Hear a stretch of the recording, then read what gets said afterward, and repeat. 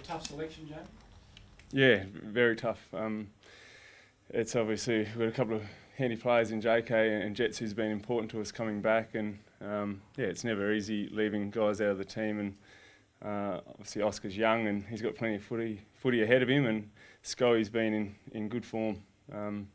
So yeah, really tough line ball decision, but we went with Brass staying in this team and Jetta coming back in. Would it have been different if you were playing a different opponent, like if there was an opponent with an extra tall threat? Yes, it can be. Yeah, you've got to look at the opposition, and they're not overly tall forward. They've got a couple of key tools, and yeah, you weigh up all those things when selecting. So yeah, it's always tough. JK's been building up for a while now. What can we expect from him?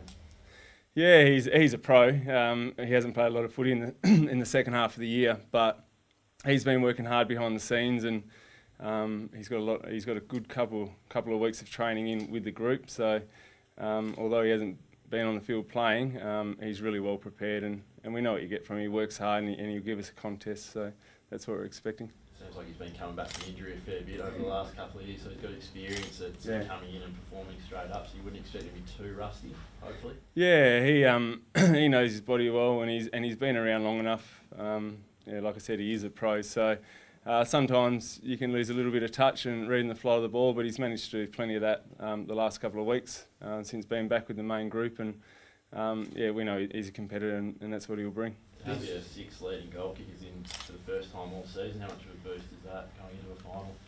Yeah, it gives us confidence that we've got all our better players available. Yeah, I think the key is though it's going to be in the midfield that the boys can get the job done there, because they've got a very strong midfield, and we get some supply and hopefully give the boys an opportunity.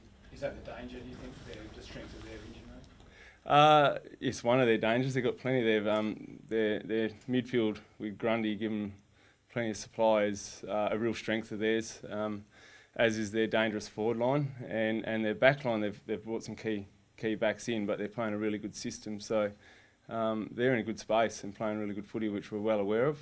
So we've planned for them at their best, but the midfield battle is going to be it's going to be huge. You probably would have expected Howe back, but did you expect the other two to roll the dice like they did? It's hard to tell when you're not inside the four walls to know. I wouldn't say they're rolling the dice these days. The preparation and the work that players do behind the scenes, I'm sure they're ready to go. Otherwise, they wouldn't name them. And we're in the same boat. So yeah, we just got to prepare for them at their best. We know what they can do. The 3 boys that are coming in, and yeah, we're prepared for that. Jamie, can there be a tipping point at all with bringing players back from a long absence, and a number of them as well? Oh, they say there can be, but a few years ago, I think we caught the Bulldogs and they brought a few back and they rolled us. So these days, it's the work the players do behind the scenes to get back and right. Most teams don't roll the dice. They're ready to go when they play them. How about Scott? Like I said, obviously everyone's speaking about Brodie Grundy. There's a lot of talk about Scott's future, whether he's here or not. Have you sensed that he sort of really wants to make sure he's a big part of September this year? Obviously a lot depending on him. Yeah, obviously Scotty and Bards, they've got a big challenge ahead of them. You haven't noticed anything different with Scotty. He's working hard on the track. Internally, we block out all the external noise and we focus on him improving himself and playing his role for the team, which he's been really strongly focused on, but got a big challenge ahead. You must have been delighted when you found out the news that a few Collingwood players last night, a couple of their stars got delayed and they didn't get in until after midnight.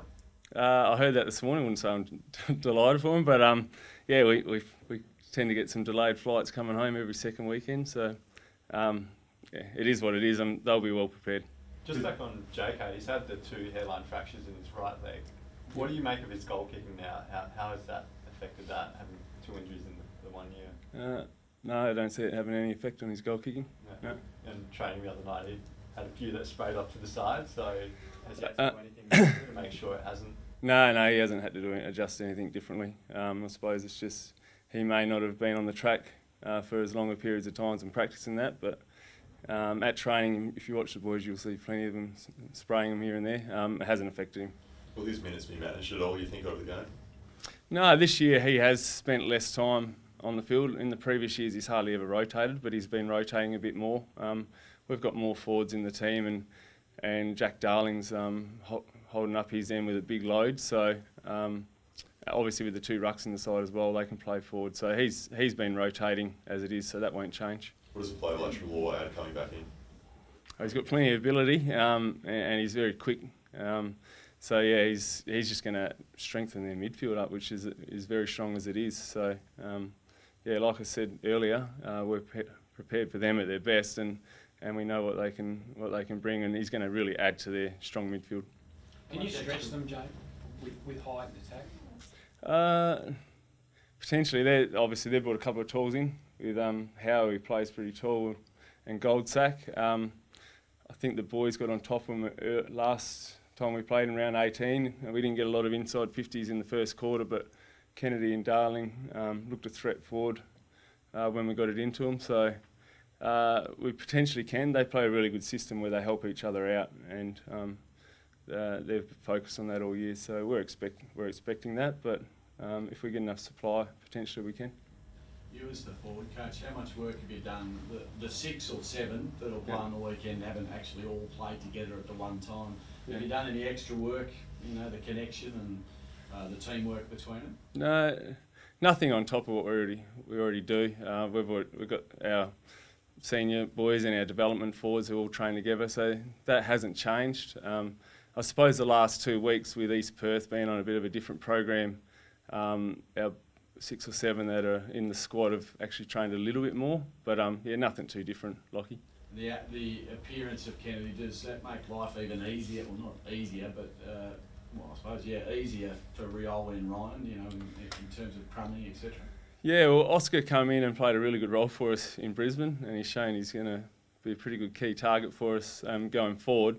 But there's ripples on it. It might not free up JD, but it takes a little bit of pressure off Darling. And yeah, we're not expecting too much from JK. We want a contest, and like you say, you bring it to ground, and hopefully you can bring Ryan and Rioli and Cripps and the Cra and Venables into the game. And that's the job of a key forward, is to win or have your contest. Jamie, they're calling it the Collingwood curse, the 2 delayed flights, and then I think Bucks was saying today he got every red light on the way to the airport as well. Is there, athletes are funny beasts and their mentality going into games, but is superstition one for athletes? Some athletes it can be, but you try and take that out of their prep, because you can't control certain things like that. So yeah, I think they normally fly the day out of a game anyway, so it won't change. We've had things this year. We've had to. Subi wasn't available to train on, so we've been back and forth to the Lathlane and changed things up, and the boys have handled that, and I'm sure they'll be the same. They're professionals, and they'll deal with that.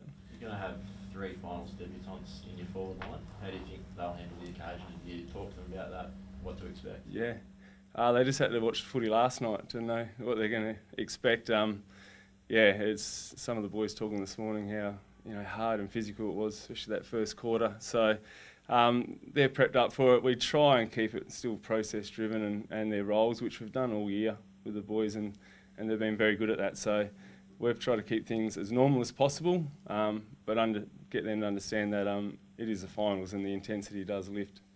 How big a factor is the crowd, you think? Fantastic for us. I think the benefit's been this year we've got to play in front of 55 to 60,000 every week, or every second week when we've been home. So it's loud. The players, they say they can't hear each other out there. So it's been great for them to prep all year in front of that crowd, and our supporters have really got behind us. So yeah, playing at home and not having to travel is a bonus, but then obviously having the 60,000 people behind you is a real bonus.